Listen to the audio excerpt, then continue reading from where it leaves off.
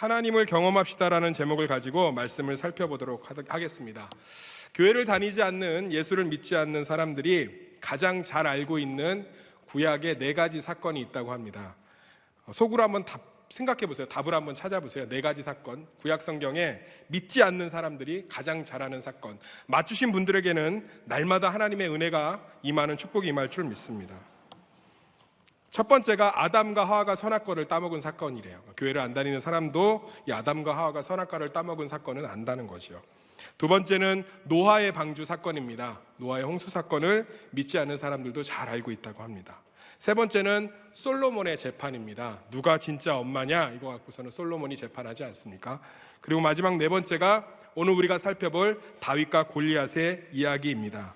그런데 대부분의 사람들이 다윗과 골리앗의 이야기를 영웅담으로 알고 있습니다. 하지만 성경은 하나님의 이야기이지 영웅들의 이야기가 아닙니다.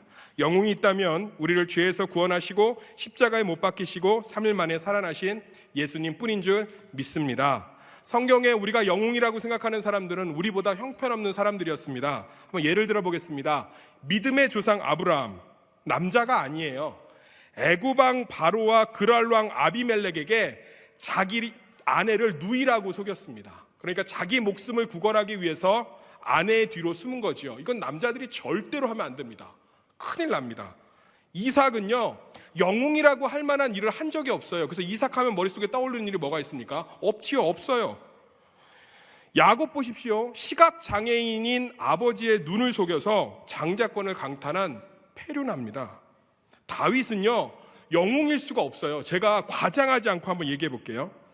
우리아의 아내 밧세바를 취하고 그 남편을 죽였지요. 청부살인. 인구조사를 했습니다. 이게 하나님 나라의 백성을 계수한다는 게 굉장한 반역죄거든요. 내란 음모. 제가 내란 음모죄를 한번 찾아봤거든요. 형법에 내란 음모죄는 엄히 다스려서 무기징역 또는 사형이에요. 그러니까 다윗은 상상할 수 없는 사람이에요. 여러분, 우리 엘리야를 한번 따져볼까요? 갈멜산 전투에서 그 엄청난 전투의 승리를 거두고 나서 이세벨이 죽이겠다고 말하니까 그거에 겁을 먹어갖고 로뎀나무 아래서 계속 뭐라고 합니까? 죽여주세요, 죽여주세요, 죽여주세요. 하나님이 막 고기를 먹이시고 천사들을 통해서 마사지를 해주시는데 다 뭐 소용없습니다. 죽여주세요, 죽여주세요. 로뎀나무가 여기서 좋은 나무가 아니에요. 로뎀나무 밑에서 우리가 뭐라고 해야 돼요? 죽여주세요, 죽여주세요. 베드로는요, 예수님을 3번이나 부인했습니다. 유대인의 관념에서 제자가 스승을 3번 부인한다는 건 완전한 부정이에요. 이거는 있을 수 없는 일입니다. 바울은요, 종교 청부살인업자였어요. 대제사장에게 예수 믿는 사람들의 살인 면허를 받아갖고 그 사람들을 쫓았습니다. 이 사람들이 어떻게 믿음의 조상입니까? 이 중에서 청부살인업자 계십니까? 내란 음모죄 계세요? 없죠. 그럼 하나님은 왜 이런 사람들을 선택하셨을까? 하나님께서는 분명하게 얘기하시는 겁니다. 하나님께서 중요한 것은 사람이 아니라 하나님이십니다. 하나님이 그 사람과 함께 했을 때 이 사람이 비로소 하나님 앞에서 믿음의 사랑으로 변하는 줄 믿습니다. 그래서 성경을 통해서 하나님께서 가르쳐 주시는 건 너희의 몫이 아니라 믿음이라는 건 내 몫이라는 거예요. 하나님과 얼마만큼 연합하고 얼마만큼 교제하느냐에 따라서 인생이 달라지는 것이 신앙생활이지, 내가 잘 믿고 내가 잘해서 바뀌는 게 신앙생활이 아닌 줄 믿습니다. 그래서 성경 속 사람들의 이야기는 우리들의 이야기가 될 수 있고, 우리의 성경은 그래서 오늘날도 쓰여지고 있는 줄 믿습니다. 그렇게 따져보면 다윗과 골리앗의 싸움에서 다윗을 싹 빼면 이 싸움은 이제부터 다윗과 골리앗의 싸움이 아니라 다윗과 하나님의 싸움이 됩니다. 다윗과 하나님의 싸움이 되면 비로소야 오늘 사무엘상 17장에 나와 있는 다윗과 골리앗이 하고 싶었던 이 메시지를 잘 이해할 수 있습니다. 이것은 우리만의 주장이 아니고요, 다윗 스스로도 이것을 주장했습니다. 사무엘상 17장 26절 말씀을 한번 읽어보겠습니다. 시작.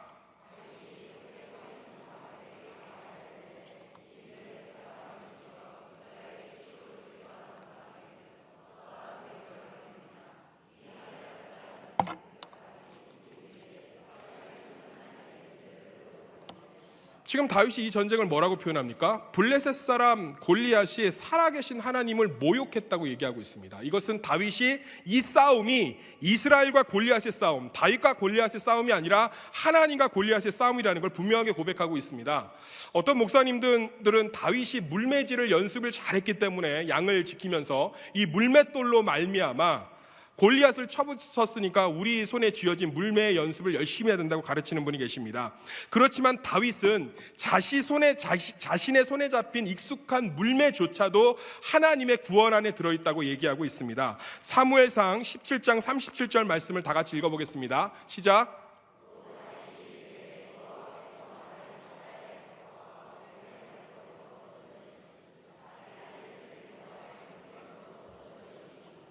여기 보면 하나님께서 다윗을 사자와 곰의 손에서 건져내신 것이 하나님의 구원 안에 있다고 그러지 자신의 물매의 실력에 있다고 얘기하고 있지 않습니다.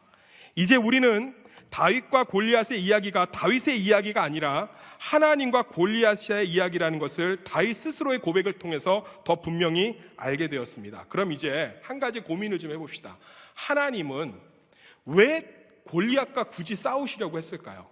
생각을 좀 해보겠습니다. 하나님은 생사 여탈권을 주신 분입니다. 말씀 한마디로 골리앗 죽어라 하면 번개가 내려서 골리앗 치면 그 자리에서 쓰러집니다. 꼬르륵 하고. 그런데 하나님께서는 왜 이스라엘과 블레셋 수많은 열방들이 지켜보고 있는 가운데 굳이 이 골리앗이라는 사람과 싸움을 싸우셔야 했던 것일까요? 그것은 하나님께서 분명하게 얘기하고 있는 겁니다. 하나님이 누구신지, 얼마나 강력한 분이며 온 우주를 창조하시고 지금도 살아 역사하시며 이스라엘 백성 가운데 함께 하신다는 것을 이스라엘 백성들 가운데 경험케 하시기 위해서 이 일을 벌이셨다는 거예요. 하나님을 경험하는 것은 그래서 중요한 줄 믿습니다. 정말로요, 이스라엘 백성들이 이 살아계신 하나님, 골리앗을 완벽하게 무너뜨리시고 블레셋의 강함을 이기시는 이 전능하신 하나님을 경험하고 나니까 골리앗이 40일 밤낮으로 욕을 하면서 이스라엘 백성들을 두렵게 떨게 해서 탈영병이 속출하던 이 졸병 같은 군대가 완전히 바뀌게 됩니다. 사무엘상 17장 52절 말씀을 다 같이 읽어보겠습니다. 시작.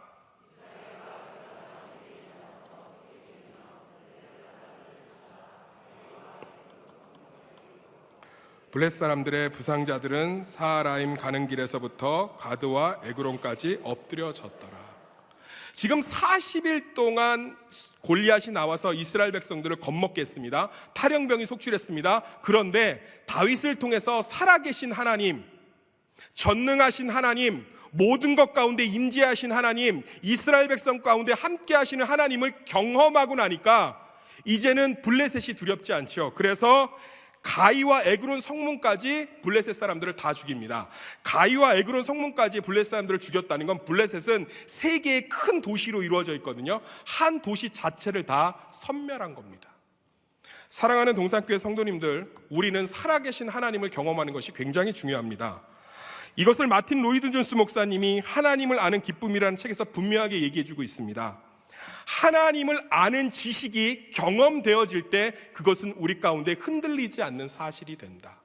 우리가 주일을 성수하고 11조를 드리며 하나님의 교회를 섬기는 이유가 무엇입니까? 우리 인생 가운데 살아계신 하나님을 경험했기 때문입니다. 나에게 위로를 주셨던, 내 문제를 해결하셨던, 내 삶 가운데 빛으로 찾아오셔서 어둠을 물리치셨던 하나님께서 내 인생 가운데 경험되어졌기 때문에 그 경험 위에 우리의 신앙생활이 분명하게 서 있는 줄 믿습니다. 저도 살아계신 하나님을 경험한 적이 있습니다. 1999년 한국 대학생 선교회 캠퍼스 크루세이드 포 크라이스트 CCC 여름 수련회에서 살아계신 하나님을 분명하게 경험했습니다. 이 당시 청년들이 15,000명 정도가 모였습니다. 15,000명 정도의 청년들을 지금은 수용할 수 있는 공간이 있을지 모르겠지만 이 당시는 수용할 수 있는 공간이 없었어요. 동시 집회를 하는데. 그래서 홍천 비발디 파크에 골프장을 얻었습니다. 거기에 15,000명 정도의 청년들이 앉아 있었어요. 그런데 비가 부슬부슬 내렸습니다. 비가 오니까 악기팀을 제대로 운영할 수가 없었어요. 합선의 문제 때문에 음향시설도 마이크시설도 제대로 갖출 수가 없었습니다. 그런데 저는 음향시설과 마이크시설을 초월해서 우리 가운데 역사하시는 하나님을 분명히 경험했습니다.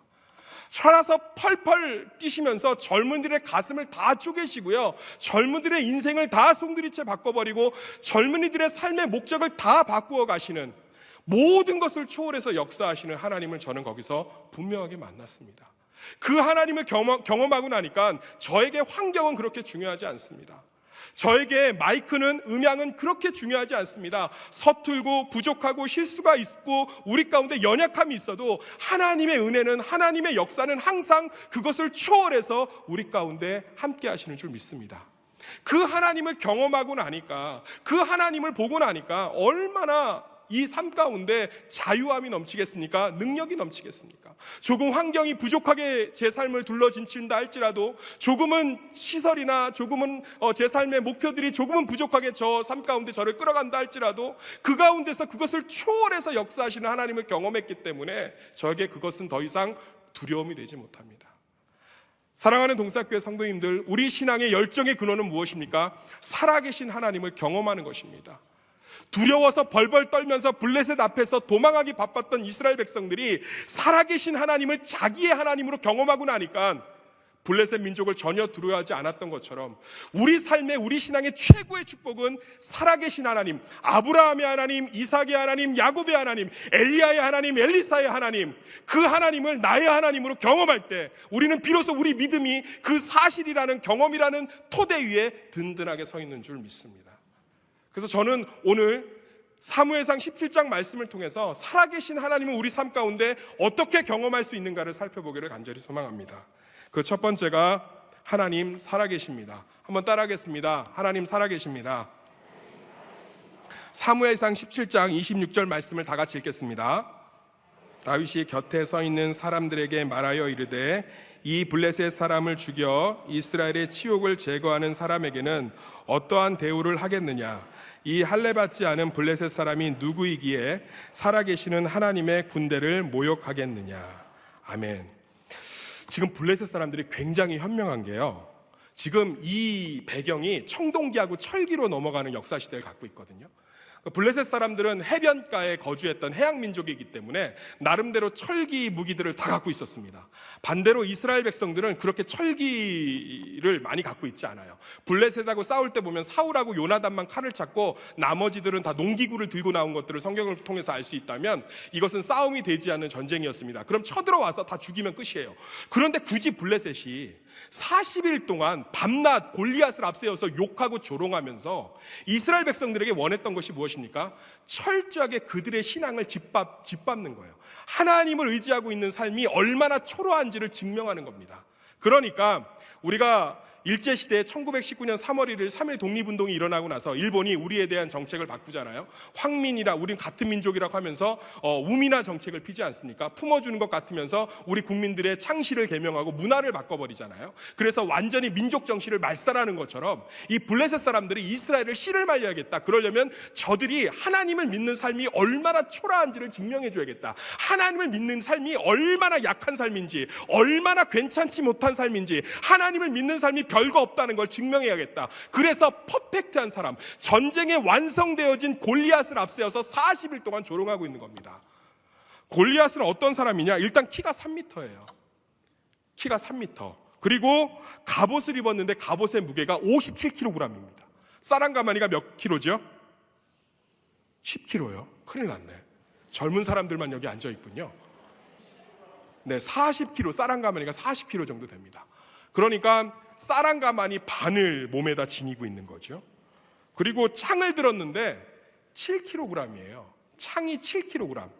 M16 소총이 3.3kg거든요. 그러니까 쌍 M16을 들고 있는 거예요. 그러니까 골리앗은 퍼펙트한 사람입니다. 전쟁에 완성된 사람. 이 사람을 딱 전면에 세워놓고 이스라엘 백성들 조롱하고 있는 거죠. 하나님 믿는 다음에, 예배 드린 다음에, 하나님 앞에 겸손하고 하나님을 인정하고 하나님께 드리며 산 다음에, 그래서 너희 삶에 얻어지는 결과가 무엇이니? 너희 스스로 강하게 해야 돼. 노후를 신경 써야 돼. 외모를 신경 써야 돼. 더 좋은 학벌을 쥐어야 돼. 더 많은 돈을 가져야 돼. 더 많은 능력을 가져야 돼. 더 좋은 몸매를 가져야 돼. 더 많은 지식을 가져야 돼. 더 많은 인기를 가져야 돼. 철저하고 완벽하게 우리는 준비했어. 그러니까 너희가 벌벌 떨지. 너희가 믿고 있는 하나님은 아무것도 아니야. 여러분, 그래서 우리는 믿는 사람들도 이러한 모습으로 신앙생활을 하는 경우가 너무나 많습니다. 세상의 수많은 완벽함 앞에서, 스스로 완전해지는 수많은 가치 앞에서 하나님을 믿고 사는 삶, 하나님을 따르고 사는 삶, 하나님 때문에 포기하고 버리는 삶을 너무나 우리 스스로가 약하다고 생각하는 거죠. 그래서 두 개의 삶을 만들었습니다. 하나는 교회 생활을 하는 삶, 또 하나는 하나님을 믿고 있고 예수님을 믿고 있지만 실제로는 골리앗의 완벽함을 쫓아가는 삶. 예수를 믿지만 자녀는 무슨 수를 써서라도 성적을 올려야 된다고 생각하고 있습니다. 예수를 믿지만 하나님께 드릴 시간은 아껴서 노후를 준비하는 게 훨씬 더 행복하다고 얘기하고 있습니다. 예수를 믿지만 목소리를 크게 내서 교회에서 내 존재감을 드러내는 것이 이기는 것이라고 생각하고 있습니다. 예수는 믿지만 내 약함과 추함은 그리스도 앞에, 공동체 앞에 절대로 오픈해서는 안 되는 자존심으로 꽁꽁꽁 감싸고 있습니다.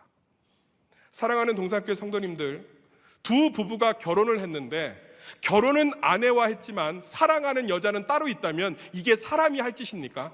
어느 날 아내에게 결혼은 당신과 했지만 내가 정말 바라보고 좋아하고 내가 정말 선망으로 여기는 사람은 따로 있어요 라고 한다면 그 결혼 생활은 파탄에 직면할 것입니다. 이스라엘 백성들은 하나님과 언약 가운데서 결혼하였습니다. 그런데 결혼은 하나님과 했지만 끊임없이 골리앗을 부러워하고 있는 거죠. 나도 저렇게 3m의 키를 갖고 57kg의 갑옷을 걸치고 7kg의 창을 든 완벽한 삶을 살아야 되는데 내 손에 들려진 건 낫이거든요. 보습이거든요. 곡괭이거든요. 내가 믿고 있는 하나님은 너무나 약해 보이거든요. 그분을 따라 살고 그분을 섬기며 살며 그분만을 바라보는 삶은 무언가 완벽하지 못하고 완전하지 못한 삶인 것 같습니다. 그래서 철저하게 두 가지 삶을 만들고 있는 것입니다. 이 삶 가운데 균열을 주는 고백이 다윗의 고백입니다. 다윗이 뭐라고 고백하고 있습니까? 하나님 살아계십니다. 저 골리앗은 죽은 사람입니다. 우리의 하나님이 살아계십니다. 우리 손에 7kg 되는 철창은 들고 있지 않지만 하나님 살아계십니다. 우리의 손에 곡괭이는 쥐어져 있지만 저들의 철기 앞에서 무섭지 않은 것은 하나님이 살아계십니다. 사랑하는 동산교회 성도님들, 우리는 하나님의 살아계심 가운데 서 있는 줄 믿습니다. 이것을 붙드는 신앙이 우리 가운데 굳건하게 회복돼야 되는 줄 믿습니다. 수많은 골리앗의 외침 속에서 우리는 분명하게 고백해야 됩니다. 하나님이 내 인생을 축복할 때 그것이 축복이며 하나님이 내 인생과 함께하는 것이 진짜 강함이며 하나님이 나와 함께 하시는 것이 진짜 자유이고 평강임을 우리는 고백해야 되는 줄 믿습니다. 수많은 골리앗의 40일 밤낮의 완벽한 조롱 속에서 스스로 완성되어지는 것이 완벽한 삶이 아니라 하나님을 의지하는 연약한 삶이, 하나님을 쫓아가는 연약한 삶이, 하나님 앞에서 철저하게 자기의 삶을 드리는 그 연약한 삶이 진짜 하나님의 살아계심 가운데 고백되어질 때 우리는 날마다 하나님을 경험할 수 있는 줄 믿습니다. 박항서 감독의 파파 리더십이 지금 열풍입니다. 그래서 박항서 감독의 파파 리더십을 배우자 이러면서 얘기를 합니다. 그런데 많은 사람들이 박항서 감독의 파파 리더십의 성공은 주목하고 있지만 그가 매일 새벽 기도를 하는 은혜의 강 성결교회 안수 집사라는 건 아무도 알지 못합니다. 박항서 감독이 이렇게 얘기합니다.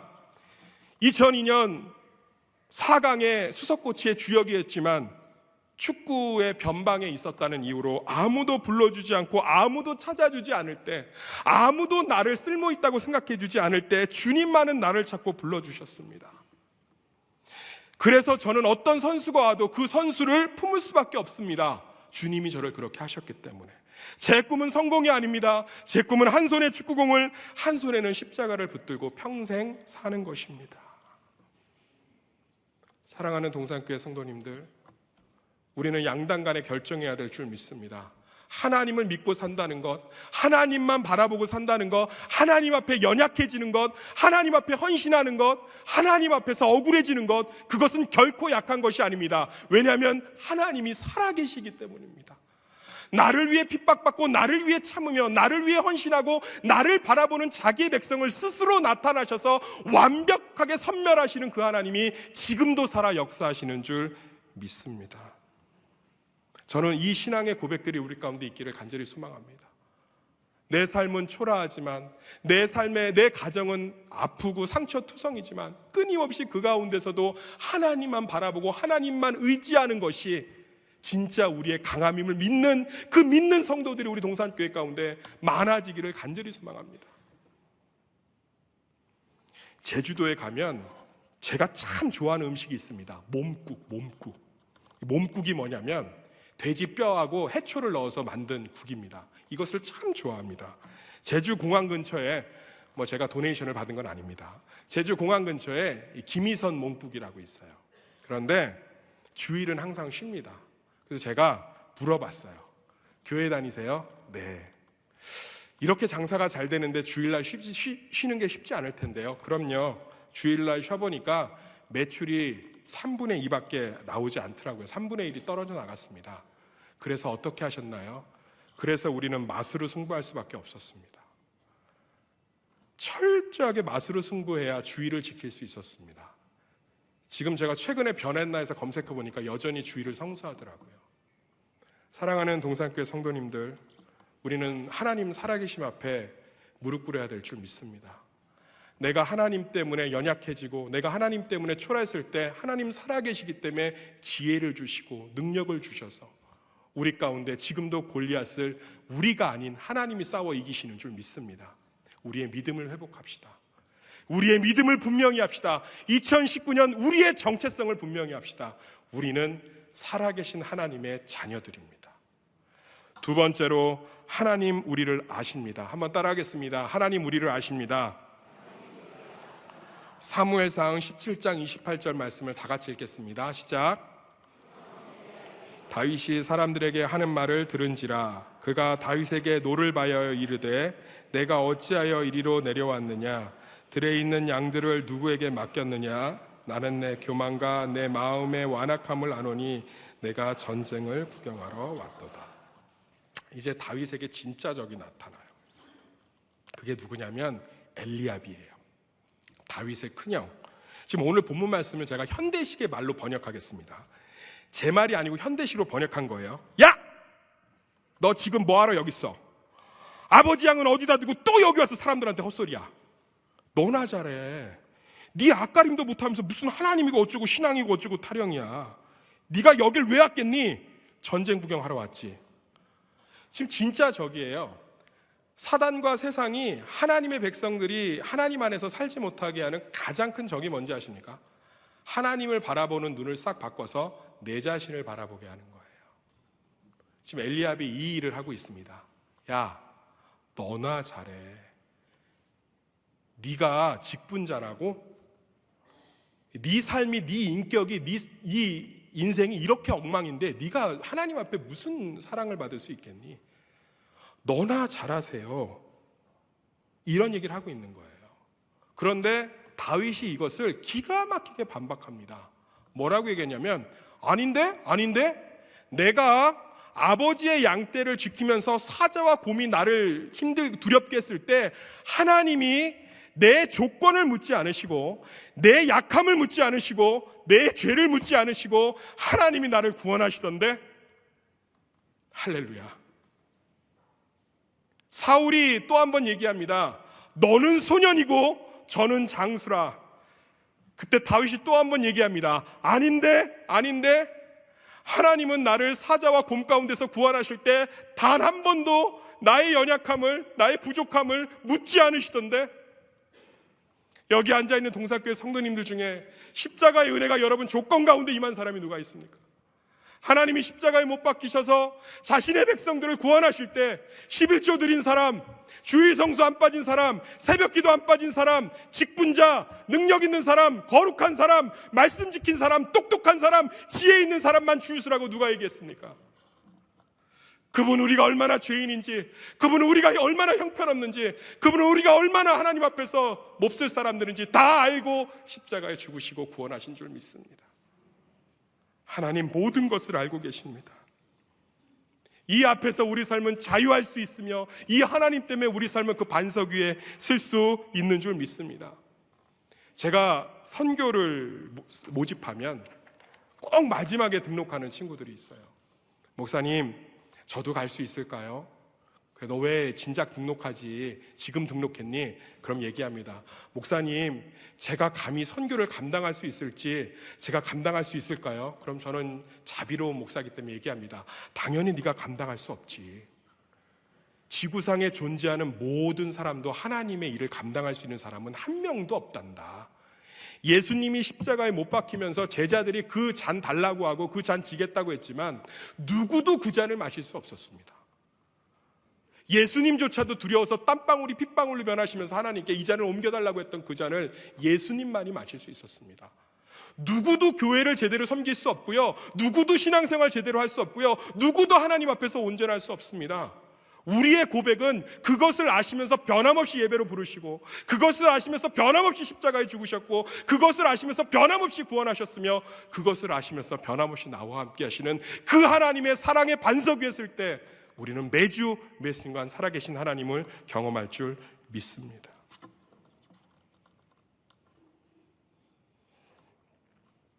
제가 좀 사고를 좀 많이 친 편이에요.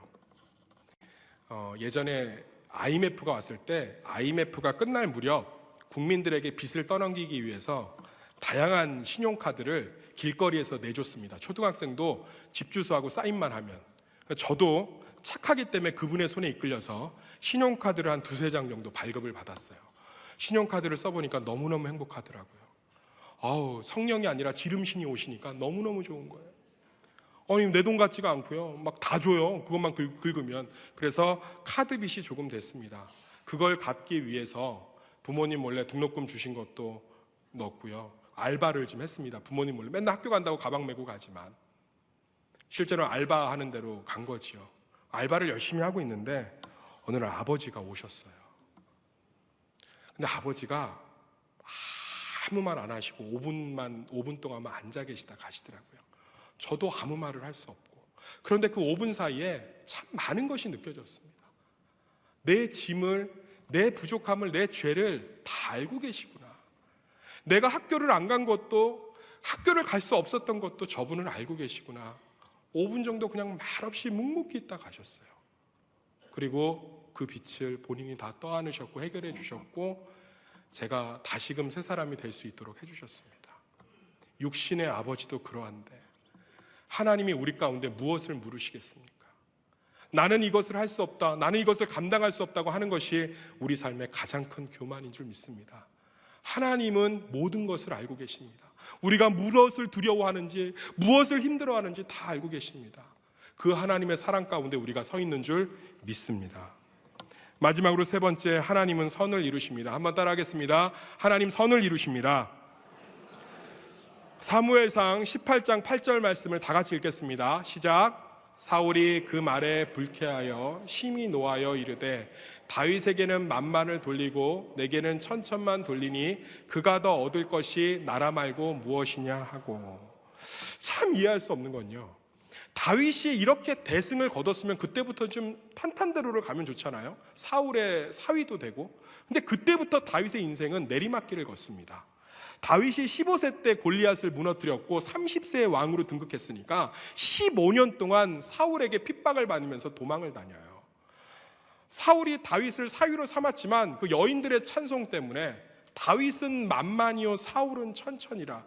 그래서 교회에서 사람을 높이는 건 별로 좋은 것 같지 않습니다.